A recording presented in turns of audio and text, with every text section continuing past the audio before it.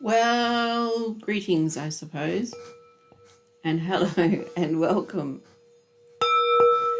to Sophie's voice.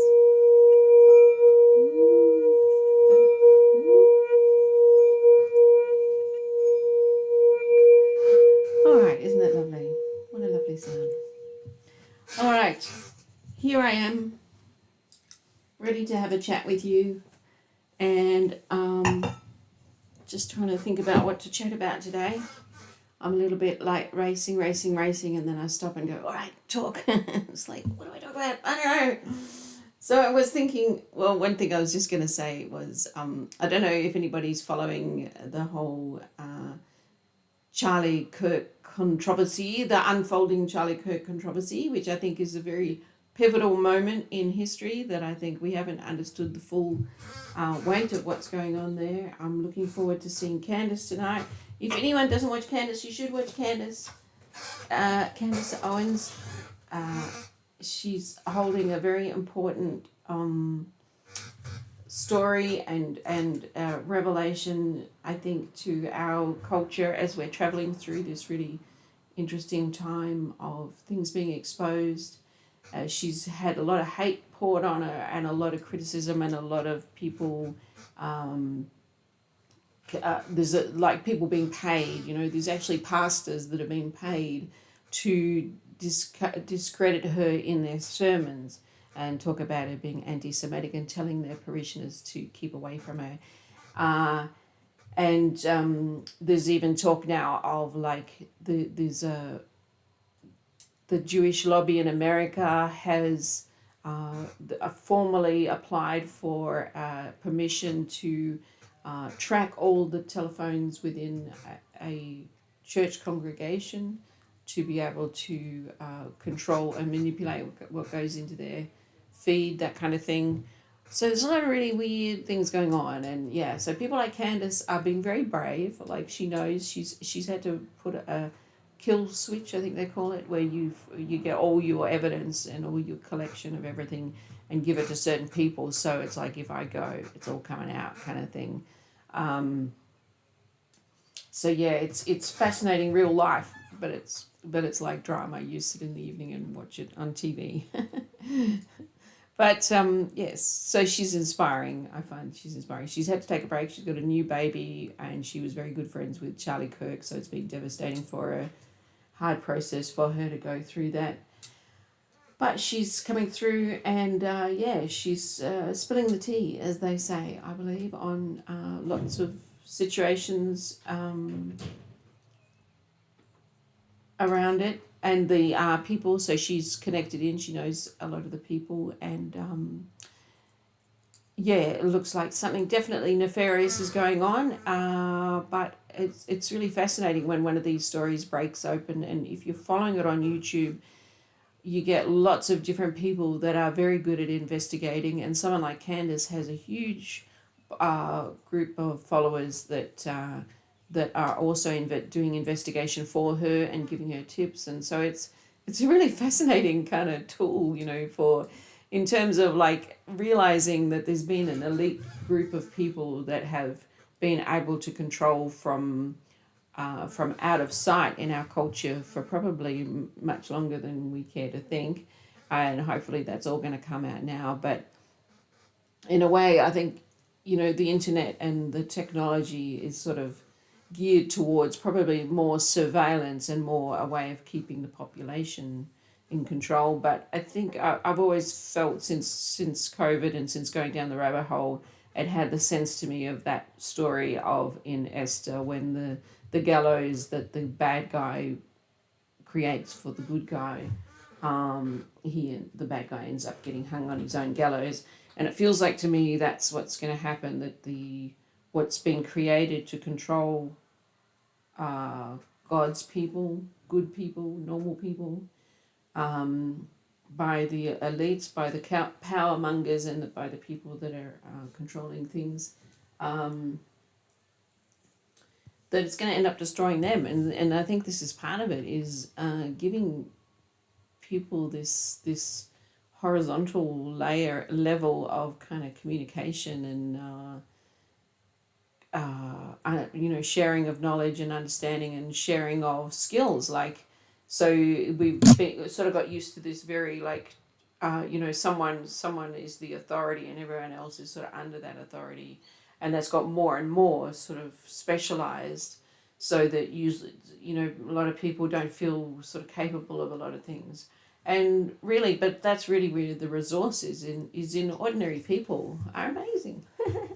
And so it's cool. They're getting to be amazing. And like, yeah, we've got to get out of that old paradigm and come into the new paradigm and be amazing. So here we are being amazing, yes. So apart from that, I thought maybe I should start every now and again, I'll just have a little talk about where I come from, what's my background, and how I get to be as strange as I am. I feel a bit like I feel a bit like a fish out of water a lot, like in terms of where I fit in community. And so I think like a lot of people like that, you start to get very concerned about community, and I have been trying to create community. But even that, I think, is a bit difficult when you're a sort of an odd fit. You got to find the people that like that fit with where you're at. I don't know if I explained that very well, but anyway. Sorry, I'm not very focused today. Sorry. Anyway, all right. So I was going to talk a bit about me and where I come from. So I come from Melbourne. I was born in Melbourne in Greensborough Hospital, and when I was born, my mum was living at an artist friend's house who had offered to her that if things got too rough in her marriage, that she could come there, and so that's what she did. My dad and my mum sort of tried to make a go of marriage after they got pregnant with my sister, who was 2 years before I came along. So they sort of had a go at being married, but I think Dad was not very impressed with the whole thing and felt like he was being controlled and manipulated, and didn't want the whole deal. So things got a bit gnarly, and my mum had grown up in a home with a violent alcoholic father. So as she set sail on her adult life, she thought, well, I'm not going to get married and have children, that's for sure. And she sort of had other plans, and she was happy enough. But I think she hit an age, once she'd got pregnant, she was at an age, accidentally with my sister. I think she was sort of there was something like nature was kicking in, and she was like ready for a baby in her 30s. And so there was no way that she was going to get rid of the baby. I mean, she wouldn't anyway. She's sort of instinctively not inclined that way. But so she went ahead and had my sister Charlotte, and I think Dad kind of adjusted to that. But he kind of insisted that she get contraception inside a coil, copper coil, I think it's called. Which she did, which she didn't feel comfortable about, didn't feel natural to her, but she did it for him because he was so concerned about her not getting pregnant. But she got pregnant again, and guess who it was? I said, out of my way, copper coil, I'm coming through. And so I think it got more and more gnarly there, and I think my dad believed that my mum had got rid of the copper coil to get pregnant deliberately, and he was a bit not happy about the whole situation. Things got more unpleasant. As I say, she'd come from a violent background, so I think she just thought, I'm out of here. And so this offer had been made if she had to escape, the way to go. So she left, and she with me in her tummy and my sister at her side, and off they went up into the bush in research, where Neil Douglas and his wife Vivian lived with their Roni. Oh, I can't remember all names. Fabian. 3 sons they had. But Neil Douglas was a real character, and he's part of Australian history. There's a bit of a shade on his character, though. There's kind of some stuff which I've talked about before in another video, but it's probably not good to go into it here. But it's really unfortunate that his legacy is under a bit of a shadow. But he is a very brilliant well, I don't know if you call it landscape when you're painting the bush. It feels like it's different. It feels like landscape painting belongs more to the old country. But he'd go out into the bush every day and paint the Australian bush, and he had a real affinity for the bush and did amazing, like capturing the essence of the bush, which is very different to, like I say, landscape in being English and, that sort of classic landscape, but understanding the way the bush works, because it's chaotic and amongst the gum trees. I've got a painting of his called something about the wallaby's bed or something, and it's in amongst those beautiful round leaved gum trees. So he really had an affinity with the Australian bush, and he was a great conservationist too before his time, and did a lot of, I'm not sure what, but I know he ended up founding something called the Bend of Isles. No, he had land at the Bend of Isles. I don't know, but he set up a conservation area where people could come in and live, but they couldn't have dogs or cats, or you couldn't have anything introduced. And so it was creating a whole space where just the native flora and fauna could flourish without being dominated by introduced stuff. So he won awards for that, and so he's a bit of a hero in certain areas. And sometimes I'll meet people that know him, and there's magazines he used to do with his second wife, Abigail, all about back to the earth. Before it was, mainstream, it was all back to the earth and nature and building mud brick houses. And he always had long hair and beard, big long white beard, and what can I say? Just that very sort of back to the earth kind of lifestyle. So he was a real character in our early life. But so it was his house, him and his wife Vivian, where I was born, which of course I don't remember, but we'd left there before then. But Neil was one of those characters in the sidelines of my life for the first few years. But I remember that he did help my mum find the first house. So when it was decided that she should get her own place, they found, I was going to go to Low Plenty, but it wasn't Low Plenty, it was St Andrews. So the first house that in my memory was a house, we just called it St Andrews. So in Victoria, it's Yarra Valley, I can't remember, I don't, because haven't been there for a long time, but St Andrews is sort of out the back of beyond. And we were up the end of what I remember being called Butterman's Track. I think I've gone to try to find it, and maybe it's changed its name or something.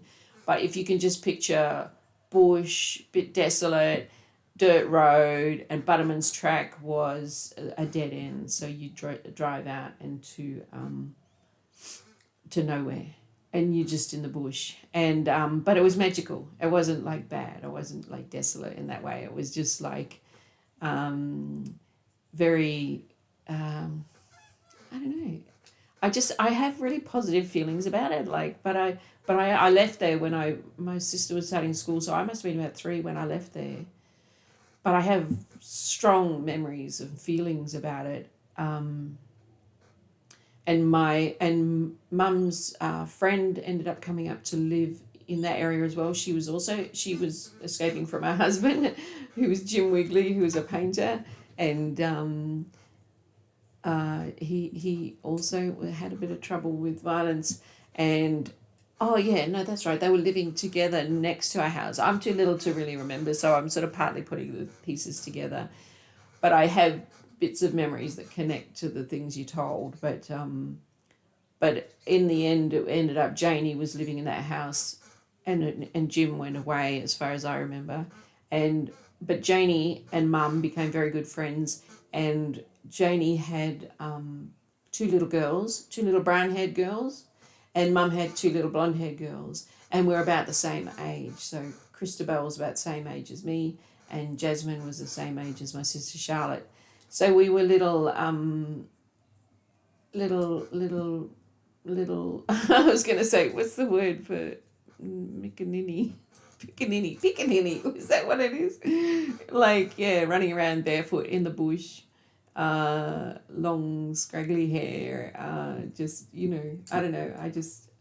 I do have a memory. I have a few memories up there. Something about, there was an old woman who lived up. There was a track that you walk through the bush, and up at the end of that track there was a little cottage, like a really rustic little cottage, just a little hut almost, as far as I remember it. But inside there was a little bridge going over something to you get to, and that was Olive's house. And Olive was a old lady that lived in this house up in the bush there. And that I remember something about biscuits. I think maybe she gave us biscuits, us kids, if we went up there and said hello. And then I remember near Olive's house there was this pile of rubbish. And as far as I remember it, it was like old mechanical parts or something. It was like, I just remember this sense of treasure, a sense of like important, significant, interesting objects. And that fascination as a little one, going through them and finding things like bits of machinery and stuff like that. But then I remember also, like, the track back to our house, there was a dam, and there's some association there with the summer and a snake being in the dam. I don't know. But it was, yeah, like all kinds of, we're very close to nature, and Mum had a goat called Capricorn. And I do remember one of the first memories I have of my mum and of being up there is Mum taking us out for a walk. And Mum was really good with kids, in that sort of, that she knew how to be exciting and interesting and sweep kids up along a bit of a Mary Poppins kind of thing, but not Mary Poppins at all. Sorry, that was a bad analogy, wasn't it? But I had this memory of her going, "Come on, guys, everyone's got to jog like this," and she made it out like we were Native Americans doing some sort of ritual, and she was jogging, and I think maybe the Native American thing was like the first time I heard that concept of Indian file. So we had to jog in Indian file, so we were jogging along behind her, but she made it into like, "Come on." Like, so in my memory, it was always like this really significant thing, but it was probably just mucking around, just a moment that meant nothing. But we had to all go everywhere she went, single file. So everywhere she went, we had to follow in a line. And then there was a little fireplace there on the side of the track. And as we went past it, she spat in it, and everyone had to spit in it as they went past. And it was so exciting. And it was like as if it was hugely significant. Yeah. So there you go. There's these kind of memories we have. Yes, and I also remember, so we lived in this funny old house that had been built by some guy, Frank Phillips is his name. And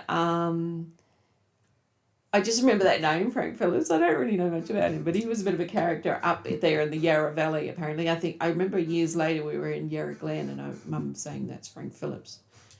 And it's like, oh, is that part of the same universe? So Frank Phillips had apparently built this house, and he had done it like there was bottles sticking out of the walls. So he'd done something, but it wasn't like cool and funky like Earth ships or something with the bottles all arranged. It was just like every now and again there was a random bottle sticking out of the wall, because he just chucked everything in. I don't know. And I think there was no windows, and they had to, they insisted on making a window somewhere. But the other thing I remember from that house is that for some reason he put tar on the floor. Oh no, it was a bitumen. Sorry, I suppose tar is a bit like bitumen, isn't it? Was it bitumen? Yeah, because I just remember that that in the hot weather the floor would get a bit soft and sticky. Seems bizarre now. I'm actually saying it out loud. It's a long time since I talked about it. But I remember, I don't know if there was electricity there, because I have memory of candles, and I remember us kids playing and getting our hair in the candle light and getting our hair on fire. And I remember Mum talking about walking through that house and sort of being in a good mood and singing and moving around and making the beds and lifting up the side of the bed, and under there was a black snake and having to do something with that. So yeah, we're right up there in the midst of the bush, and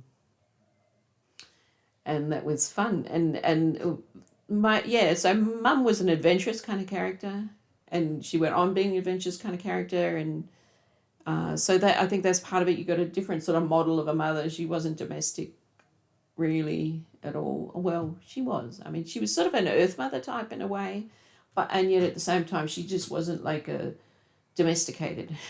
She was a wild earth mother. And so like I've sort of had memories, and partly just memories of hearing the stories that Mum had a VW. I think maybe they both had VWs, Beetles. I know Mum had one, and I think Janie had one as well. And as they were coming back up the track, up Butterman's track to come homes, sometimes they race each other, and like we did. So there'd be the kids in the back, no seatbelts, of course, bouncing around in the back, like cheering on our mums as they raced each other up the track. So it was fun times.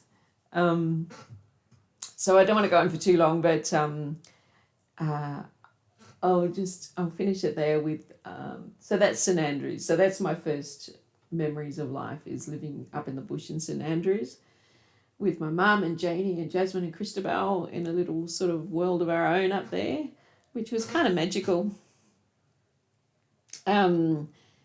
So I'll leave it there, and the next place we moved to was Hawthorne. So I'll talk about that next time I get a chance to talk about my background for anyone who's interested.